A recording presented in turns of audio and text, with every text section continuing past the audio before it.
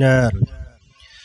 وبعد أعوذ بالله من الشيطان الرجيم والذين لا يدعون مع الله إلها آخر ولا يقتلون النفس التي حرم الله إلا بالحق ولا يزنون ومن يفعل ذلك يلقى أثاما إلى آخر الآية.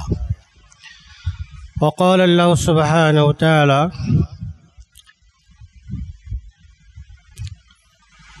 إن ربي حرم الفواحش ما ظهر منها وما بطن أو كما قال الله سبحانه وتعالى. অসংখ্য শুকরিয়া সে মহামহিম আল্লাহ রাব্বুল আলামিনের জন্য, যার অশেষ অনুগ্রহ অনুকম্পায় আমরা আজকের এই সাপ্তাহিক মিলনায়তনে সমবেত হতে পেরেছি। এই জন্য সে রব্বুল আলামিনের আমরা শুকরিয়া করি, আলহামদুলিল্লাহ। দরুদ ও সালাম বর্ষিত হোক মহানবী মুহাম্মদুর রাসূলুল্লাহ সাল্লাল্লাহু আলাইহি ওয়াসাল্লামের প্রতি। আজকের খুতবাতুল জুমার বিষয় হলো স্ক্রিনের পিছনে নরক, একটি পর্যালোচনা। স্ক্রিন বুঝি তো আমরা, যেমন মোবাইল ব্যবহার করি, মোবাইলের যে অংশ দিয়ে আমরা দেখতে পাই এটা কি বলে? স্ক্রিন না? কম্পিউটারের যে অংশতে আমরা দেখতে পাই এটা কি? টিভির যে জায়গা থেকে আমরা দেখতে পাই এটার নাম কি? এটা কি স্ক্রিন? তো স্ক্রিনের পিছনে নরক, নরক আছে কি না? এই যে স্ক্রিন, এর পশ্চাদে আছে মানুষ কোথায় ধাপিত হচ্ছে? বহু সংখ্যক মানুষ জাহান্নামে ধাপিত হচ্ছে। কীভাবে হচ্ছে আমরা এটা পর্যালোচনা করবো ইনশাআল্লাহ তাআলা। তাহলে আমরা শিরোনামটা আশা করি বুঝতে পেরেছি। তো স্ক্রিন এইটা তার ব্যাখ্যা আর কোনো প্রয়োজন নেই। আজকের আধুনিক কালে এমন কোনো মানুষ খুবই কম পাওয়া যাবে যার বাসায় মোবাইল নেই, কম্পিউটার নেই, টিভি নেই, অত্যাধুনিক এই মিডিয়াগুলো নেই, এরকম আছে নাকি? সবার কাছে আছে এবং এগুলোর সাথে অভ্যস্ত আজকে শিশু, কিশোর, যুবক, বৃদ্ধ, শায়েখ, মাশায়েখ সবাই, তাই কি না? এটাতে একটি আলাদা করে যুবার খুতবা দেওয়ার এরকম কোনো পরিস্থিতি নাই। অবশ্যই আমি এই বিষয়ে জঘন্যত যে ওয়েবসাইটগুলো আছে এগুলোর নাম আমি বলতে যাব না, যাতে আমাদের তরুণরা আমার লেকচার থেকে শিখে ফেল দেয়। অবশ্যই এখানে যে ক্ষতিকর যে দিকগুলো আছে তা অবশ্যই আমি বলবো, এবং অবশ্যই বলা এই সময়ের জন্য খুবই উপযোগী, খুবই দরকার এবং অত্যন্ত গুরুত্বপূর্ণ। বর্তমানে এই সময়ে আমরা যারা mobile, tab, TV, computer, laptop বিভিন্ন কিছু আমরা ব্যবহার করি, বিশেষ করে যারা আমরা নেট জগতের সাথে সম্পৃক্ত, আপনি যত ভালো কাজই করতে যান না কেন সেখানেও খারাপ একটা সাইট আসে না? যদি আপনি কোরআনুল কারীম তিলাওয়াতের মতন একটা জায়গাতেও যান সেখানেও দেখবেন যে একটা কিছু এসে গেছে আপনাকে। তাহলে এইগুলা ভালোর পাশাপাশি আছে এটা ডিজিটাল জাহান্নামে পরিণত হয়েছে। যদি এটাকে ডিজিটাল জাহান্নাম বলা যায় তাহলেও কিন্তু খারাপ হবে না, কারণ এর মাধ্যমে অনেক অশালীনতা, অনেক পাপাচার, অনেক জঘন্যতম যে কাজগুলোর পরিণতি সরাসরি নরক, সরাসরি জাহান্নাম, যেগুলো মানুষের ডাইরেক্ট জাহান্নাম দিকে নিয়ে যাবে। তা আমরা এই সামান্য এই 3 ইঞ্চি জায়গার মাধ্যমে একজন মানুষ কীভাবে তার ঈমানের পদস্খলন করতেছে, তার চরিত্রের অবনতি ঘটতেছে, জান্নাতের পর থেকে কীভাবে ডিজিটাল এই প্রক্রিয়া মানুষকে জাহান্নামের দিকে নিয়ে যাচ্ছে, এর বহু উপকরণ আছে। আমরা এই সংক্ষিপ্ত টাইমে এত আলোচনা করতে পারবো না। প্রধান কিছু আমরা আলোচনা করার প্রয়াস পাব। এর শুরুতেই থাকবে, শুনতে যেতেও খারাপ লাগবে, এর শুরুতেই আমরা আলোচনা নিয়ে আসব পর্নোগ্রাফি। পর্নোগ্রাফি কি মানুষ দেখছে না? স্ক্রিনের অর্থ তো বুঝছি আমরা, তাহলে পর্নোগ্রাফি অর্থ কি? পর্ণ, এটা গ্রিক শব্দ। পর্ণ গ্রিক শব্দের অর্থ হলো কি বেশ্যা, যে মেয়েরা নষ্ট, যে মেয়েরা দেহ ব্যবস্থা করে বেড়ায়, এদিকে বলা হয় কি পর্ণ। গ্রাফস মানে কি লেখা, এটা ড্রাফট করা। পর্নোগ্রাফি বলতে কি বোঝায়? এমন লেখা যে লেখাটা কি নষ্ট, এমন চিত্র, এমন ছবি, এমন ভিডিও যেগুলো মানুষকে অশ্লীলতা দেখে, চরিত্রহীনতা দেখে, যৌন উত্তেজনার দিকে নিয়ে যায়, একে বলা কি পর্নোগ্রাফি। তাহলে প্রাথমিকভাবে এই শব্দের সাথে আমরা সবাই পরিচিত হতে পেরেছি। এর যে ইতিহাস, আজকে নতুন ইতিহাস কিন্তু না, খুব প্রাচীন কাল থেকে পর্নোগ্রাফির ইতিহাস চলে আসছে। যদি আমরা প্রাচীন যুগের ইতিহাসের দিকে তাকাই তাহলে দেখব প্রাচীন যুগে মানুষ মূর্তিমার পূজা করত।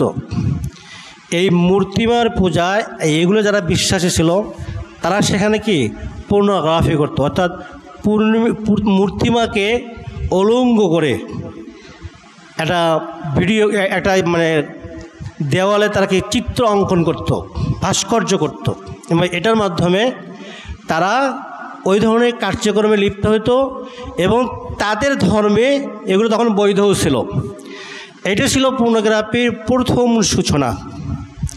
এরপর যখন মধ্যযুগে আমরা আসি, মধ্যযুগে এসে এর কিছুটা কি হ্রাস পায়, বিশেষ করে কিছুটা প্রচার হতে থাকে। যেমন মিশর, গ্রিক, বিভিন্ন সভ্যতায় তারা বিভিন্ন কিছু লেখার মাধ্যমে, প্রকাশের মাধ্যমে এই যৌন উত্তেজনামূলক এ ধরনের কার্যক্রম তারা শুরু করে। অবশ্যই ইসলামী স্কলারগণ এগুলোর শুরু থেকেই বাধা প্রদান করে আসছেন।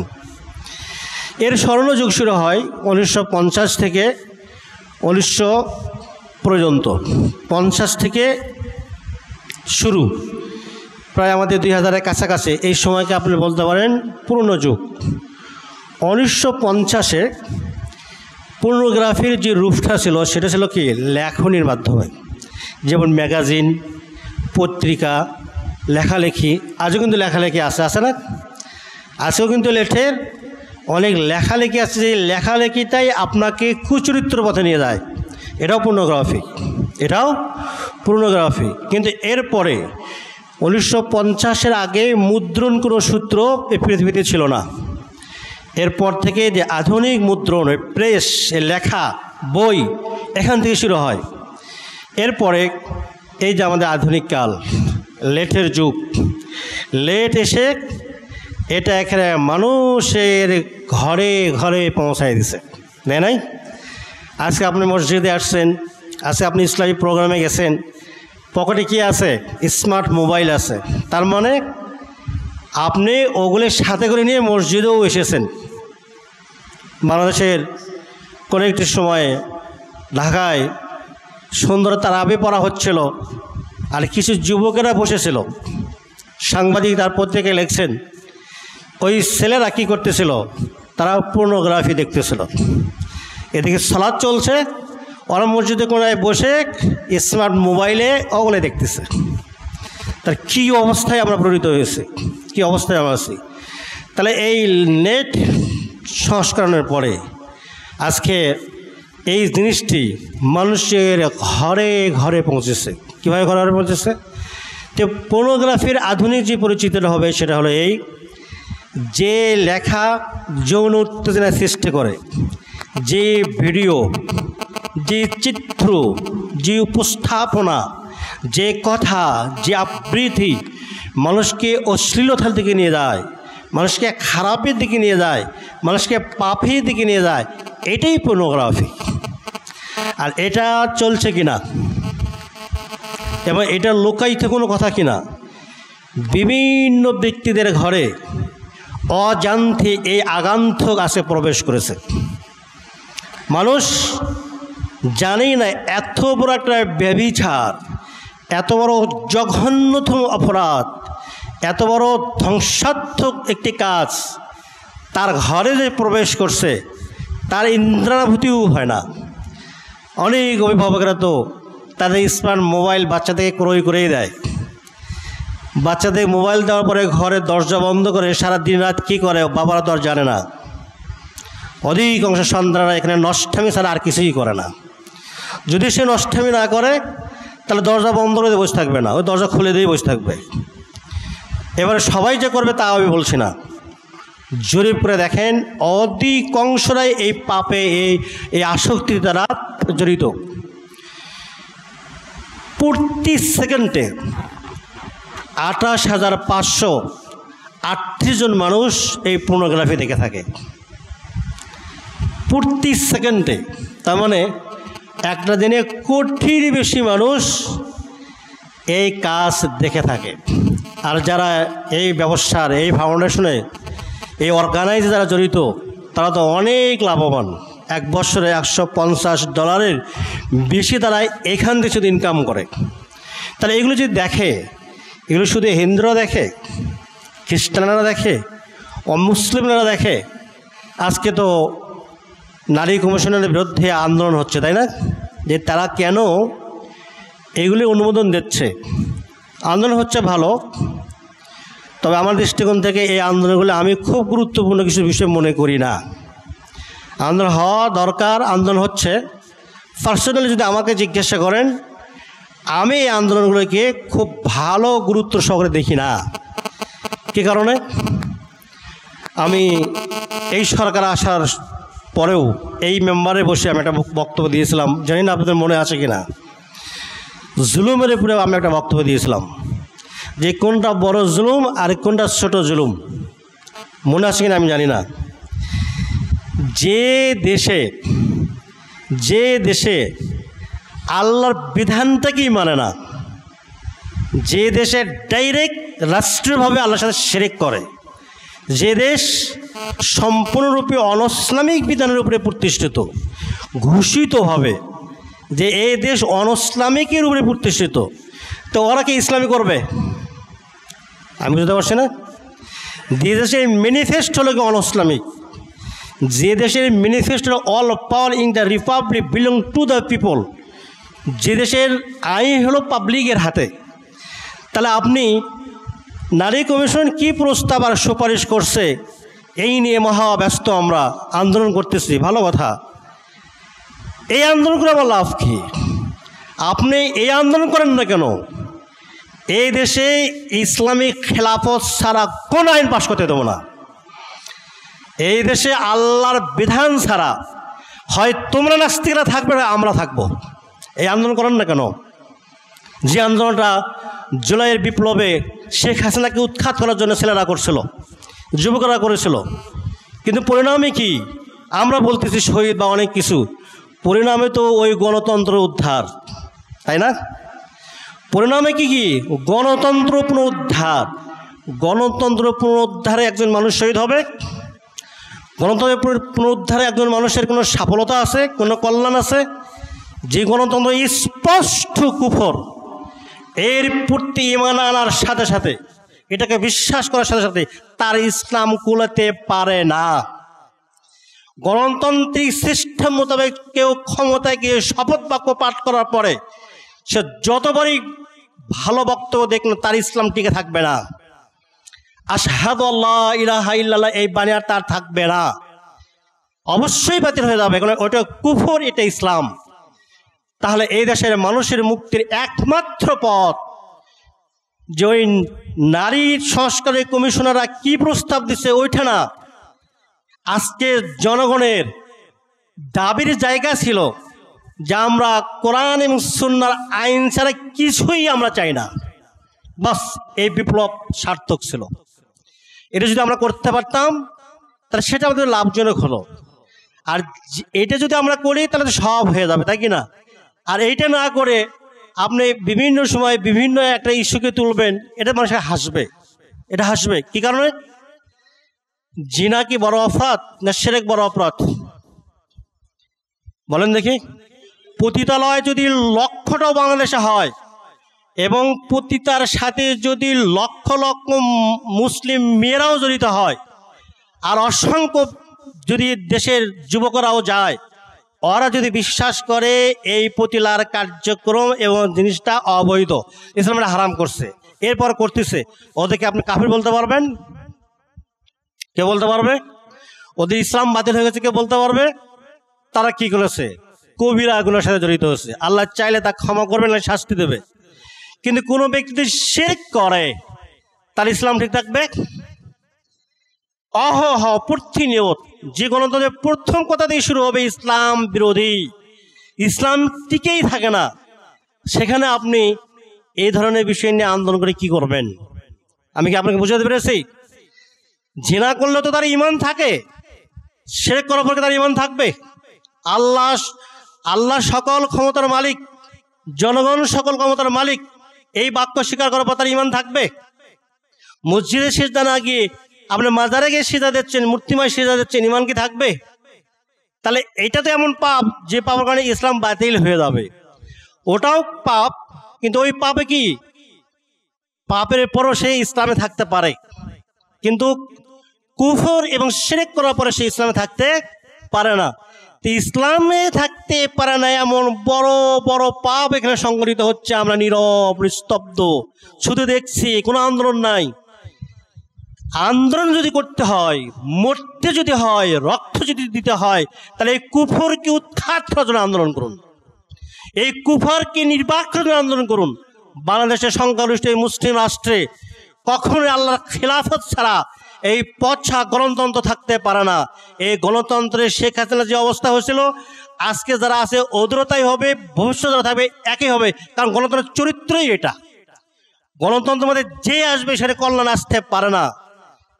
প্রসঙ্গে বলছিলাম এই জন্যই যে তা দেখে নিয়ে আমরা আন্দোলন করতেছিলাম। কিন্তু এই পর্নোগ্রাফি এটা কি আইন করে আমাদের ঘরে ঘরে দিয়ে দিছে? আমাদের ঘরে পর্নোগ্রাফিকে ঢোকে নাই? কে করছে এগুলা? আমরা নিজেরাই ঢুকিয়ে দিচ্ছি, আমরা নিজেরাই ঢুকিয়ে দিচ্ছি। আমাদের বাচ্চারা দেখতেছে, আমাদের ছেলেরা দেখতেছে, আমাদের মেয়েরা দেখতেছে, অনেকের বউ দেখতেছে, এবং অনেক ভালো ভালো ব্যক্তিরা হতে দেখতেছে। যদি এটা জরিপ করা যায় তা সেটা খুঁজেও পাওয়া যাবে কারা কারা দেখতেছে। বাংলাদেশের প্রেক্ষাপটে 10 বছরে 11 বছরের একটা ছেলেও পর্নোগ্রাফি দেখে থাকে। 60 থেকে 70% আপনাদের এই ভূখণ্ডের এলাকার ছেলেরা পর্নোগ্রাফি দেখে থাকে। কোথায় আছি আমরা? কোথায় আছি? 65 থেকে 60% মানুষ, এই যুবক কিশোর, তারা এই পর্নোগ্রাফি দেখে থাকে। কত বড় সয়লাভ ঘটে গেছে। তাহলে এই পাপ থেকে আপনি কিভাবে বাঁচবেন? এই পাপাচার থেকে, এই অশ্লীলতা থেকে আপনি কিভাবে বাঁচবেন? এটা বড় একটা যুদ্ধ। এই যুদ্ধ থেকে, এই ডিজিটাল জাহান্নাম থেকে, এই নরক থেকে যদি আপনি নিজেকে এবং ফ্যামিলিকে, সমাজকে, জাতিকে নিবৃত্ত করতে চান, তাহলে আপনাকে অত্যন্ত কঠোর হতে হবে এবং অত্যন্ত হিকমতের সাথে আপনার লাইফটাকে পরিচালনা করতে হবে। প্রথম চলুন, এই যে পর্নোগ্রাফি, এর সাথে ইসলামের দ্বন্দ্ব কোথায়? ইসলামের দ্বন্দ্ব এটাই। পর্নোগ্রাফি কিন্তু আপনি বিশ্লেষণ করে দেখেন তাহলে সেখানে কী পাবেন? এটা সাহিত্যেই হোক, ভাষায় হোক, ম্যাগাজিনে হোক, বইয়ে হোক, ভিডিও হোক, চিত্রে হোক, উপস্থাপনায় হোক, তারা যে কাজটি করবে সেটা হলো যৌন উত্তেজনাকে সৃষ্টি করবে এবং পাপের দিকে মানুষকে নিয়ে যাবে। তাহলে এইভাবে পাপের দিকে নিয়ে যাওয়া, ইসলাম কি বলছে? লা তাকরাবুজ জিনা, লা তাকরাবুজ জিনা, তোমরা জিনার নিকটবর্তী হবে না। তার নিশ্চিত গর্হিত পাপাচার কাজ। এটা কি জিনা না? আল্লাহ তো জিনা করার কথা বলেন না এখানে।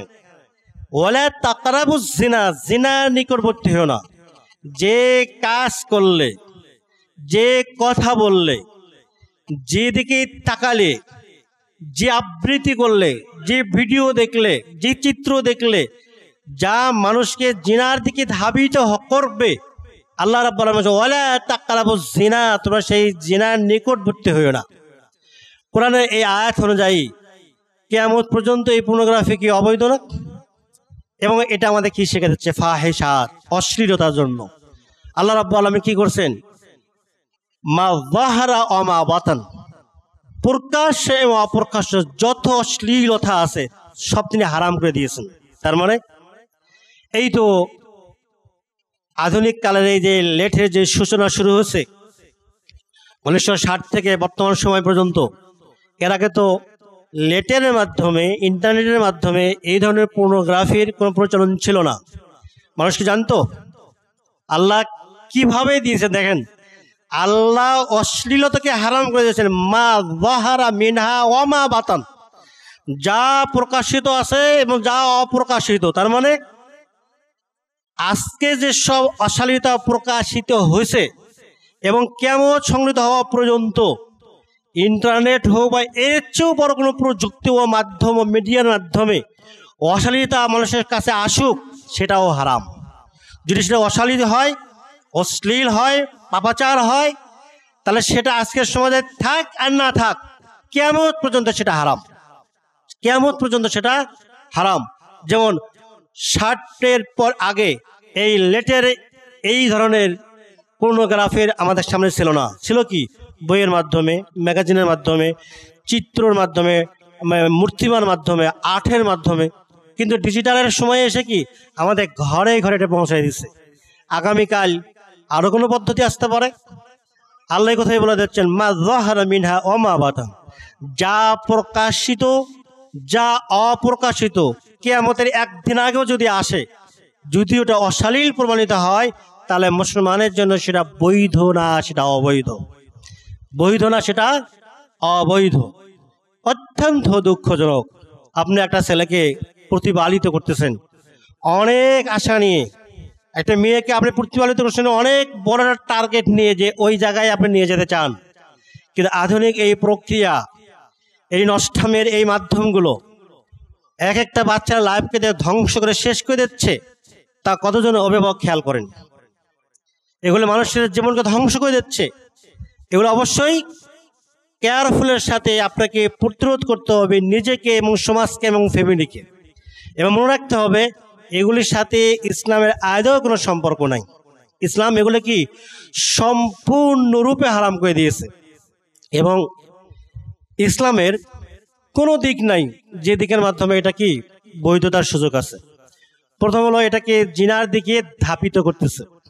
অনেকে জিনা অথবা অন্য কোনো মাধ্যমে এই কাজ পরিচর্যা করতেছে, যাও একজন মানুষের স্বাস্থ্যের জন্য, জীবনের জন্য চরম ক্ষতিকর। অথচ আল্লাহ রাব্বুল আলামিন আল কোরআনুল কারীমে স্পষ্ট বলে দিয়েছেন, ওয়াল্লাযীনা লা ইয়াদউনা মা'আল্লাহি ইলাহান আখার ওয়া লা ইয়াকতুলুনা আন-নাফসাল্লাতী হারামাল্লাহু ইল্লা বিল হক ওয়া লা ইয়াসনুন ওয়া মান ইয়াফআল যালিকা ইয়ালকা আসামাহ ইউদাআফ লাহুল আযাবু ইয়াওমাল কিয়ামাহ ওয়া ইয়াখলুদু ফীহা মুহানা। আল্লাহ রাব্বুল আলামিন আমাদের জীবন দিয়েছেন, তাই দেন নাই? একবার জীবন দিয়ে তাকায় দেখেন, একটা শিশু যখন মায়ের কোলে জন্ম লাভ করলো, ওই শিশু ওর হাতটা যেখানে রাখছে ওখান থেকে ওটার শক্তি নাই, আছে? ওর জামা পরানোর শক্তি আছে? ওর জামা পরানো হচ্ছে অন্য একটা মানুষের দ্বারাই। ও যেদিন মারা যাচ্ছে ওই দিনও জামা পরাতে হয় অন্য মানুষের দ্বারাই। ও পড়তে পারে নাকি? একজন মানুষ পৃথিবীতে আসছে, ওকে প্রথম যখন জামা পরানো হয়, ওর শক্তি আছে জামা পরার? অন্য মানুষ পরায় দেয়। পৃথিবীর বুক জিনিস চলে যায়, ওদিন কি ও জামা পরে চলে যায়? সে যত বড়ই ব্যক্তি হোক না কেন, প্রভাবশালী হোক না কেন, যত বড়ই তাকওয়ান হোক না কেন, অথবা যত বড় সে ক্ষমতাশালী ব্যক্তি হোক না কেন, মৃত্যুর পরে তার জামা পরে সে কবরে যাওয়ার সমর্থ আর রাখে? শুরু এবং শেষ দুটোই মানুষ, এরপরে সে নড়তেই পারে না। আল্লাহ রাব্বুল আলামিন কি আস্তে আস্তে তার শরীরের ভিতরে শক্তি সঞ্চয় করে দিচ্ছেন। এরপরে সে শিশু কিশোর অতিক্রম করে যুব লাইফে এসে পরিণত হয়ে গেল। যখনই সেই যুবক লাইফে এসে পরিণত হলো, যৌবনের তারণ্যে, শক্তির বাহাদুরিতে অনেকে আর কিছুই বোঝে না, কিছুই বোঝে না। এরকম একটা পিরিয়ড প্রতিটি মানুষের লাইফে এসে থাকে। কিন্তু যারা আল্লাহকে ভয় করে, ইয়াউমা ইয়াকুমুন নাসু লিরাব্বিল আলামিন, মানুষ রব্বুল আলামিনের কাছে দাঁড়াবে যে আল্লাহ আমাদেরকে শিশুকাল থেকে কিশোরকালে, যুবককালে, মধ্যমকালে, শেষকালে এবং মৃত্যু ঘটায় দেন। তার কাছে আবার মানুষ কি করবে? দাঁড়াবে না, এবং তাকে হিসাব দিতে হবে। একজন মানুষ যদি সেই রবের চিন্তা করে যে রব আমাকে এই তারণ্য দিয়েছেন, এখন তিনি কি এটাকে আমাকে এমনিতে দিয়েছেন? তিনি এটাকে ব্যবহারের ব্যবস্থা করে দিয়ে দিয়েছেন, এবং তিনি চিরতরে তার ব্যবস্থা ছাড়া যত ব্যবস্থা পৃথিবীতে আছে হারাম করে দিয়েছেন। আল্লাহ রাব্বুল আলামিন আল কোরআনুল কারিমে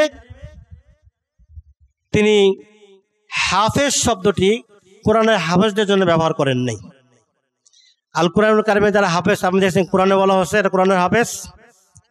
আল্লাহ রাব্বুল আলামিন বহু জায়গায় বলেছেন ওয়ালি ফুরুজিহিম হাফিজুন ক্বাদ আফলাহাল মুমিনুন, ওই মুমিনেরা সফল কাম, ওই মুমিনেরা কি জান্নাতুল ফিরদাউস পেয়ে ধন্য হবে। কোন মুমিনেরা? যে মুমিনেরা লিফুরুজিহিম হাফিজুন, যারা তাদের লজ্জাস্থানের হেফাজতকারী। আল্লাহ রাব্বুল আলামিন লজ্জাস্থানের হেফাজত করতে বলছেন। একজন মুসলিম, একজন যুবক, একজন বুদ্ধিমান মানুষ যখন এই কোরআনের আয়াতের দিকে তাকাবে, যে আল্লাহ রাব্বুল আলামিন অনেক জায়গায় বলেছে ওয়ালি ফুরুজিহিম হাফিজুন, যে সে তার লজ্জাস্থানের দিকে সে কি করতে বলছে? হেফাজত করতে বলছে। এই ক্ষমতার মালিক আল্লাহ দিয়েছেন, এটাকে হেফাজত করতে বলছেন। এবং রাসূল বলছেন, আবু হুরায়রা রাদিয়াল্লাহু তাআলা আনহু বর্ণনা করছেন যে সুয়েলা রাসূলুল্লাহ সাল্লাল্লাহু আলাইহি সাল্লাম, রাসূলুল্লাহ সাল্লামকে জিজ্ঞাসা করা হলো আকসারু মা ইয়াদখুলুন নার, অধিকাংশ মানুষেরা কিভাবে জাহান্নামে যাবে এবং অধিকাংশ মানুষেরা কি কারণে জান্নাতে যাবে। আল্লাহ রাসূল বললেন অধিকাংশ মানুষেরা জান্নাতে যাবে, সেটা কি? সালাতের মাধ্যমে, সিয়াম, হজ, উমরা, যেন একটাও না। হুসনুল খুলক ওয়া তাকওয়াল্লাহ, আল্লাহ রাসূল বলছেন অধিকাংশ মানুষেরা জান্নাত যাবে তার উত্তম চরিত্র এবং তাকওয়াল্লাহ, তাকওয়া, যাদের মধ্যে তাকওয়া আছে, তাকওয়া এবং উত্তম চরিত্র, এই দুইয়ের গুণে গুণান্বিত যারা, এই মানুষগুলো অধিকাংশ মানুষেরা জান্নাতে যাবে। আর অধিকাংশ মানুষ যারা জাহান্নামে যাবে তারা হলো দুটি জিনিসের জন্য জাহান্নামে যাবে। একটা আল ফাম আল ফারস, একটা হলো এই মুখমণ্ডল, আর একটা তার লজ্জাস্থান। অধিকাংশ মানুষ, তার মানে কি অনেক মুসল্লিরাও যাবে, তাই না? অনেক মুসল্লি তার সালাত ঠিক আছে, মুখ ঠিক নাই, লজ্জাস্থান ঠিক নাই। আল্লাহ রাসূল বলেন অধিকাংশ মানুষ এই দুই রাস্তা দিয়ে তারা জাহান্নামে যাবে। তাহলে আপনি যখন আপনার মোবাইল, আপনার টিভি, আপনার ল্যাপটপ বা এ ধরনের যেসব প্রযুক্তিগুলি আছে যখন আপনি ব্যবহার করবেন, ব্যবহারের সময় আপনাকে অবশ্যই দেখতে হবে যে এখানে অবৈধ যে বিষয়গুলো, পর্নোগ্রাফির মতো ধ্বংসাত্মক যে জিনিসগুলো আসতেছে, এগুলি থেকে আপনাকে এবং ফ্যামিলিকে এবং জাতিকে অ্যাভয়েড করে চলতে হবে। কোনোভাবেই, কোনো অজুহাতেই আপনি এগুলি দেখতে পাবেন না। এগুলো যদি আপনি দেখেন তাহলে ওয়ালি ফুরুজিহিম হাফিজুন, লজ্জাস্থানের হেফাজত আর থাকবে না, আপনাকে খারাপের দিকে নিয়ে যাবে এবং এটা আপনাকে জিনার পরিবেশ সৃষ্টি করে দেবে, এবং এই ছোট পাপটা বড় পাপের দিকে নিয়ে যাবে, যার কথা আল্লাহ রাব্বুল আলামিন হারাম করেছেন। আল্লাহ বলেছেন যাদেরকে আল্লাহ জান্নাত দেবেন এরকম কিছু মানুষদের গুণ বর্ণনা করছেন, তারা জান্নাতে যাবে। আল্লাহ বলছে ওয়াল্লাযীনা লা ইয়াদউনা মা'আল্লাহি ইলাহান আখার, যে মানুষেরা আল্লাহর সাথে আর কাউকে শরীক করে না, অর্থাৎ শিরক করে না। ওয়ালা ইয়াকতুলুন নাফসাল্লাতী হারামাল্লাহু ইল্লা বিল হক, এবং যারা অন্যায়ভাবে কাউকে হত্যা করে না, এর থেকে আল্লাহ জান্নাত দেবেন। আর কাকে জান্নাত দেবেন? ওয়ালা ইয়াসনুন, এবং যে জিনা করে না, যে জিনা করে না, যে মানুষকে হত্যা করে না, যে আল্লাহর সাথে আর কাউকে শরীক করে না, শিরক করে না, এদেরকে আল্লাহ রাব্বুল আলামিন জান্নাত দিয়ে দেবেন। তবে এই কাজগুলো যদি কেউ করে, ওয়ামান ইয়াফআল যালিকা ইয়ালকা আসামা, এখন এই পাপের সাথে কেউ জড়িত হয়ে যায়, কেউ যদি জেনা করে ফেল দেয়, তাহলে সে পাপে জড়িত হবে। এই পাপ তাক কোথায় নিয়ে যাবে? ওয়ায়াখলুদু ফিহা মুহানা, সে জাহান্নামে স্থায়ীভাবে থাকবে।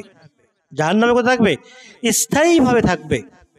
তাহলে জেনা এবং জেনার পরিবেশের সাথে জড়িত হওয়া, জেনার কাজের সাথে জড়িত হওয়া কত বড় জঘন্যতম একটি অপরাধ।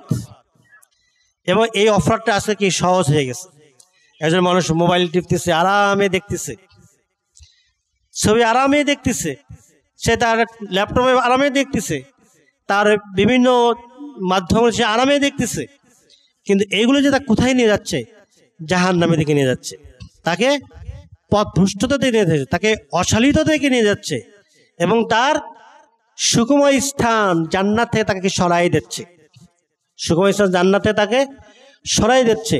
কারণ জিনা এমন একটি অপরাধ, এই কাজের সাথে জড়িত হওয়া এমন একটি অপরাধ, আল্লাহ রাব্বুল আলামিন কিয়ামতের ময়দানে মানুষের পাপের হিসাবের পরে জান্নাত এবং জাহান্নামে দিয়ে দেবেন। তাই দিবেন না?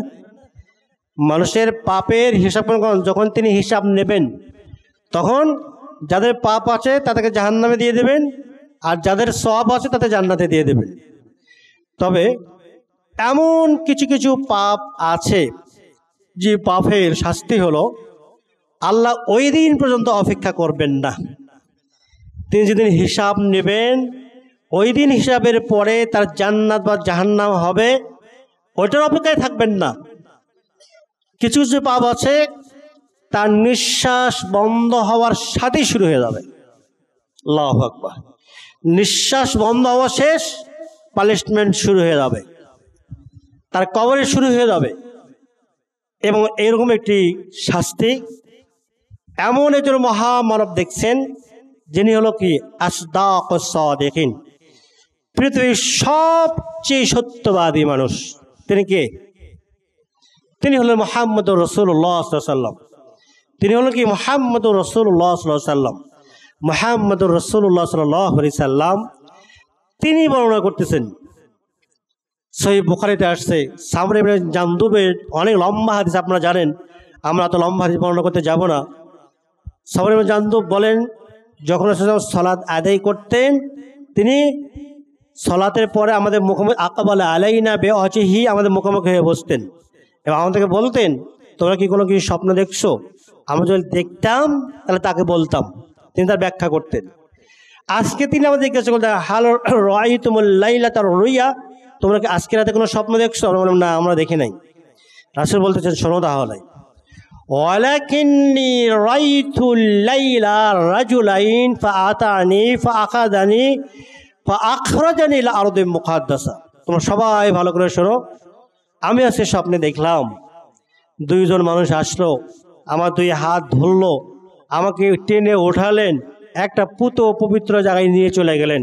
সেখানে গিয়ে কি যে দেখলাম, এই দেখার ইতিহাসের মধ্যে একটি ইতিহাস ছিল কি, আমি দেখলাম একটা চুলার মতন ছোট্ট একটি মুখ, তার ভেতরটা হলো কি বিশাল প্রশস্ত, আর ওর ভিতরে কি আগুন দাউ দাউ করে জ্বলছে, আগুন দাউ দাউ করে জ্বলছে। অফিহা রিজালুন ওয়া নিসাউন উরাতুন, ওখানে নারী এবং পুরুষেরা কি উলঙ্গ অবস্থায় আছে। আগুন যখন দাউ দাউ করে উপর দিকে উঠছে, এই উলঙ্গ অবস্থায় এই নারী পুরুষ উপর দিকে উঠছে, আগুন যখন তেজটা কমে যাচ্ছে আবার নিচের দিকে আসছে, এইভাবে